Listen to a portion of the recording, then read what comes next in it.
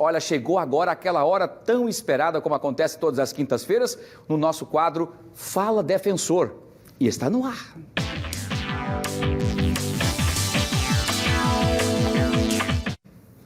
E no Fala Defensor de hoje nós vamos conversar sobre superendividamento. Aliás, um assunto que interessa a todos nós brasileiros, né?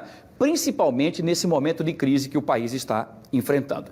Quem vai estar com a gente aqui hoje é a defensora doutora Norma Negrão, já está agora conosco aqui via live, né, direto do seu escritório, enfim, para trazer informações importantes, né? Doutora, mais uma vez, boa tarde, seja bem-vinda aqui ao nosso Fala Defensor, o nosso Fenômeno Fica Alerta, para falar sobre um assunto tão pertinente, principalmente nesse momento de pandemia, né?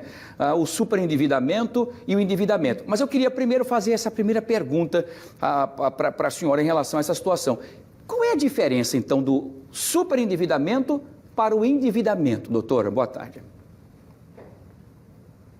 Boa tarde, eu agradeço imensamente o convite e já esclarecer que esse tema é de grande importância para a Defensoria Pública. Vamos lá, endividamento é aquela situação onde a pessoa ela ainda é o autor da sua renda. Ela está com suas dívidas atrasadas, ela pode estar até com o nome negativado, ela tem uma outra dívida atrasada, mas ele ainda direciona, ele ainda diz, olha, eu vou pagar isso, eu vou quitar isso, eu vou fazer um plano porque eu vou quitar isso. Sua subsistência não está comprometida. Então, o endividamento, ele é aquela situação do atraso das contas. O superendividamento, não. Ele é uma situação muito diferente. Eu tenho o fenômeno do superendividamento quando as pessoas elas já perdem, o consumidor ele já perde a capacidade de fazer frente às suas dívidas. A sua renda já perdeu a força, já perderam as forças para quitar as suas dívidas. O fenômeno do superendividamento, ele acontece no âmbito das relações de consumo, eu só com dívidas de consumo. Então, eu só vou poder falar de dívidas que eu posso negociar com dívidas de consumo.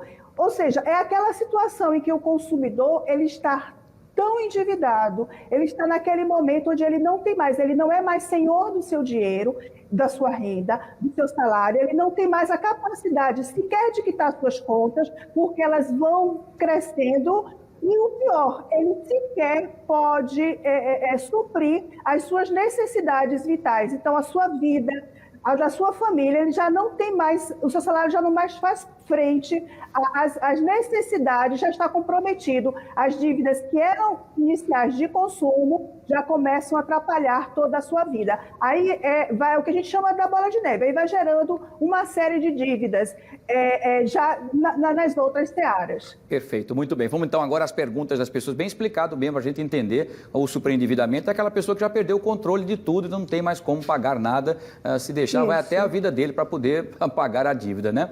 Vamos lá, e não paga e não tem como pagar e ainda está numa situação de sem ter o mínimo existencial para sobreviver. É difícil, uma grande quantidade deve estar nesse momento, doutora Norma. Vamos lá, tem perguntas de pessoas querendo participar com a senhora para fazer perguntas no nosso quadro Fala Defensor. É o Fabrício Santos. Ele pergunta exatamente isso que nós estávamos debatendo aqui, doutora Norma. Qual é a diferença do endividamento e para o superendividamento? Acho que essa aqui é a grande pergunta, né? Isso. Então, o superendividamento é isso, é aquela situação que eu já estou com minha renda toda comprometida. E é um comprometimento que eu não vou nem sequer dar cabo às dívidas, não. As dívidas estão se somando, estão crescendo. O superendividamento, ele tem que ter o que a gente chama de resgate. Existe aquele momento em que o consumidor ele vai ter que parar, porque as dívidas elas só se somam. E a gente percebe que o superendividamento ele tem muito a ver com o crédito bancário. Porque todas as outras dívidas do comércio, a gente consegue atrasar, consegue suspender. O montante ele não vai crescer de forma desordenada. No entanto, as dívidas bancárias, elas são de tal forma agressiva que qualquer atraso, ele se torna muitas vezes impagável. Verdade. Então, os contratos bancários, eles são contratos complexos. Então, as pessoas elas não podem, e aí eu estaria até me adiantando, além da pergunta, sair comprometendo sua renda, porque sem entender as diversas modalidades que são oferecidas no crédito. Quanto mais eu não conheço aquele crédito, quanto mais eu tenho a facilidade de alcançar aquele crédito, mais caro ele será, mais eu comprometo a minha renda. Perfeito, muito bem. Não, perfeito. O endividamento que as instituições financeiras elas oferecem com tanto... O primeiro momento é aquele mel gostoso, depois vem a parte pior. Compromete por muito tempo e lá na frente suas necessidades serão outras. Exatamente. E seu poder, o seu salário está comprometido. Perfeito. Vamos lá, tem a segunda pergunta, então, por isso que eu estou correndo, viu, doutora Norma? Não é? Sem querer te atrapalhar, atrapalhando por conta do nosso tempo, mas tem pergunta chegando aqui da Marcela Ferreira. Ela pergunta, doutora Norma, é possível evitar o superendividamento? Quais armadilhas devemos evitar? Olha que interessante, hein? Isso, excelente pergunta. Eu vou ter duas situações de começo. No fim, o caminho é o mesmo. Como é que eu vou começar? Eu tenho aquele que se endividou por o que a gente chama de acidente da vida, um fato, uma doença, um desemprego, ou eu vou ter aquela situação que a própria pessoa, por irresponsabilidade sua na tomada do crédito. O final vai ser o mesmo. Então, eu vou ter um assédio. Um assédio irresponsável no crédito, um assédio ao consumidor na tomada do crédito, que ele chega a ser danoso para o próprio consumidor, principalmente para os idosos. Então, é um assédio inoportuno, que não tem hora, é diuturnamente. Eu tenho idosos sofrendo aquele assédio para formatar um contrato. Eu tenho o acesso fácil ao crédito. Então, são situações que eu posso evitar. Eu tenho que entender que crédito, ele não é a extensão do meu salário. Eu só posso usufruir de um crédito se houver uma extraordinariedade na minha vida, um fato que eu não tenho como adiar, inadiável. E ainda assim, eu vou ter que ter a paciência de buscar no comércio qual o crédito mais em conta, porque vou repetir, quanto mais o crédito for fácil, mais caro ele será. Então, esse acesso é facilitado, isso faz com que as pessoas entendam erroneamente que o crédito possa ser a extensão do seu salário, quando não é, porque sua renda vai ficar comprometida e vai comprometer por muito tempo. Saber que os sonhos passam, já falei isso aqui no seu programa, e as dívidas continuam. Verdade. Então, eu não posso ficar sucumbindo a esse apelo midiático, eu não posso ficar sucumbindo às necessidades que me impõem nas redes sociais. Não, eu tenho que ter os pés no chão e ver aquilo que eu ganho e qual é a possibilidade. Fazer seus planos, sim, fazer seus planos, mas dentro da sua capacidade de pagamento. Perfeito, doutora, muito bem. Excelente a puxada de orelha para muitos que querem ser até mais do que o salário, né? Muito bem. Vamos lá, tem pergunta chegando aqui, a terceira pergunta agora. Vamos ver quem faz a pergunta para a doutora Norma Negrão. É o José Luiz. Ele pergunta o seguinte, doutora, contraí dívidas impagáveis. Sou obrigado a pagar mesmo não tendo condições, doutora Norma? Essa é uma grande angústia de todos nós que lidamos com a defesa do consumidor, porque hoje a gente não tem uma lei que protege o consumidor endividado. Até o dia de hoje, 1º de julho, a gente não tem uma lei que protege o endividado. Então, a grande saída seria não se procurar o máximo, não se endividar. O superendividamento, ele tem um caminho. A gente percebe que a primeira porta de entrada é esse crédito fácil. Então, as pessoas vão em busca de um crédito negativado, crédito é caríssimo. Então, aí começa a renovar os empréstimos. Essa renovação, ela vai ad infinito, ela sai muito. Já no final, o prejuízo é na faixa de muito, a pessoa está pagando 10, 20 vezes mais. E fica muitas vezes muito difícil da gente questionar isso, porque a gente não tem, volto a dizer, uma lei protetiva. Perfeito. Então, os consignados.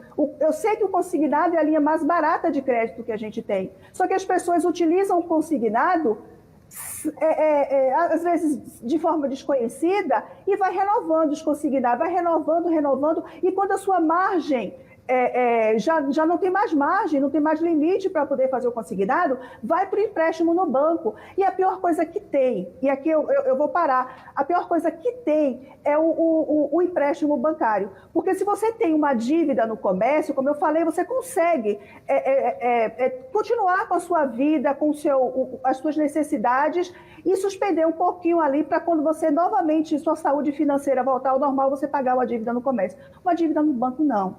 Uma dívida no banco, porque é o banco que você recebe o seu salário no banco. Então, se você está devendo no banco, o banco, a primeira coisa que faz é reter o seu salário. Verdade. Então, você perde a vulnerabilidade do credor bancário, do devedor bancário, ela é muito grande, porque o banco ele vai ficar com o seu dinheiro. Ele vai ficar. Então, essas renovações, elas são imensamente prejudiciais ao consumidor. Fica um ciclo vicioso, né?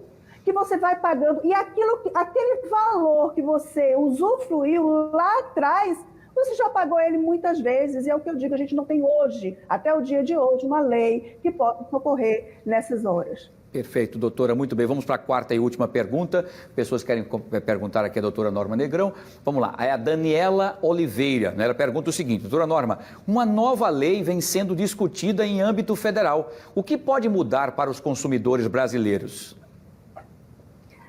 Excelente.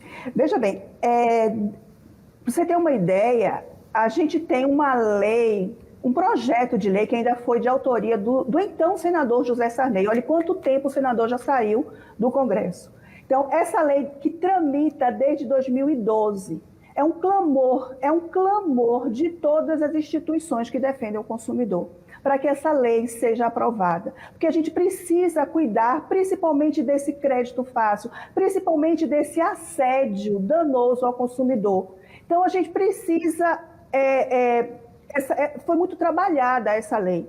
Então, essa lei ela foi aprovada, já foi aprovada agora no mês de junho no Congresso Nacional, e ela foi para a sanção presidencial. Hoje acaba o prazo para a sanção presidencial. Estamos todos de joelhos no chão pedindo para que o presidente ele sancione essa lei integralmente. Porque essa lei, nós entramos no ano passado, isso na pandemia, com 63 milhões de endividados. Desses 63, 32 eram super endividados.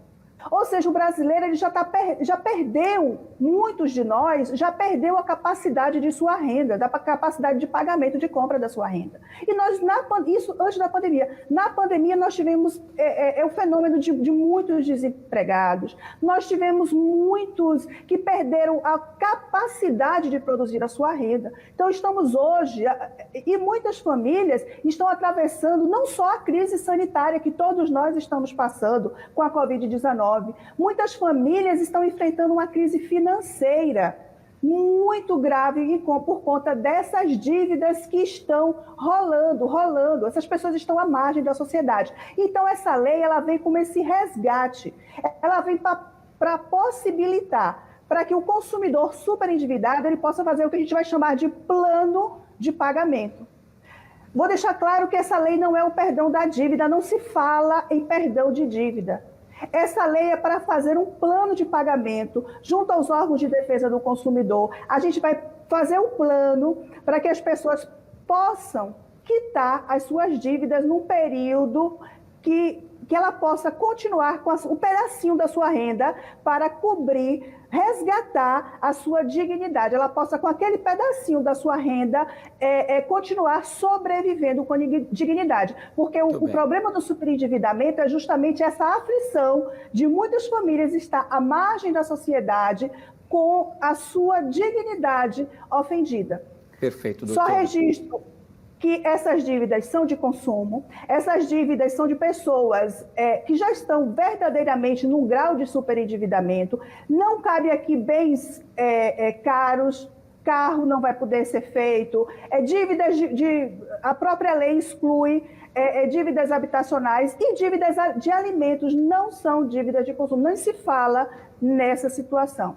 Muito bem, doutora, excelente. Vamos torcer, como a senhora bem disse, de joelhos de que essa lei seja aprovada. Já está para a sanção do presidente. Caso o presidente também não sancione, me parece que ela volta e é promulgada, inclusive, talvez, pelo próprio Senado ou pela Câmara Federal.